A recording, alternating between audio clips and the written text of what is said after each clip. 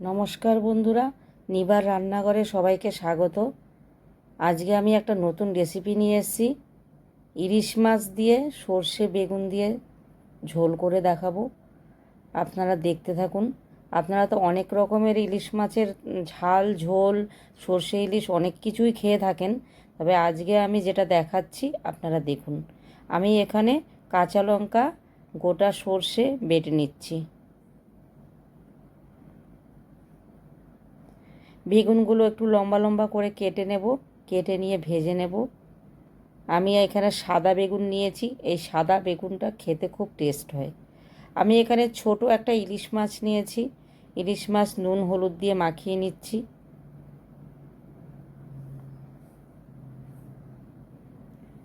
বেগুন ভাজা হয়ে গেছে, এবার আমি নামিয়ে নেব।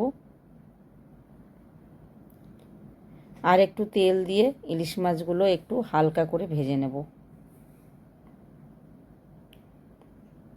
কড়া করে ইলিশ মাছ ভাজলে টেস্টটা ভালো লাগে না, তাই আমি একবার উল্টে দেব, দিয়ে আমি নামিয়ে নেব।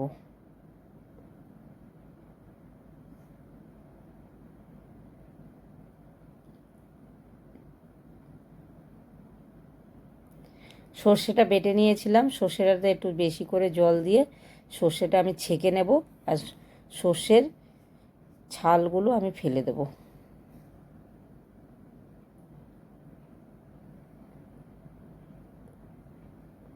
কড়াতে একটু তেল দিয়ে দিচ্ছি,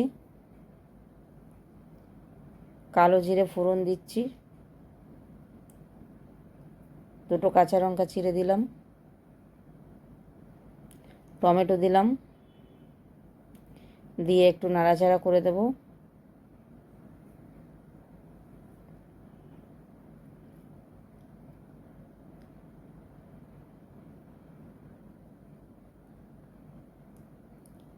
সর্ষে বাটাটা দিয়ে দেব।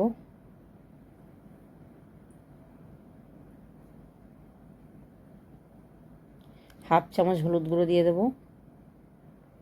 হাফ চামচ জিরে গুঁড়ো দিয়ে দেব। এই রান্নাটায় বেশি মশলা লাগবে না, অল্প মশলাতে রান্নাটা হয়ে যাবে। দিয়ে আমি ভালো করে নাড়িয়ে দিচ্ছি, স্বাদ মতো নুন দিয়ে দিচ্ছি। এবার আমি ঝোলটাকে ঢেকে দেব।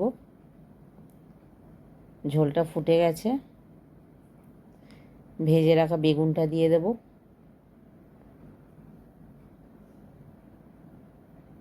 ভালো করে নাড়িয়ে দেব। ভেজে রাখা ইলিশ মাছগুলো দিয়ে দেবো এবারে।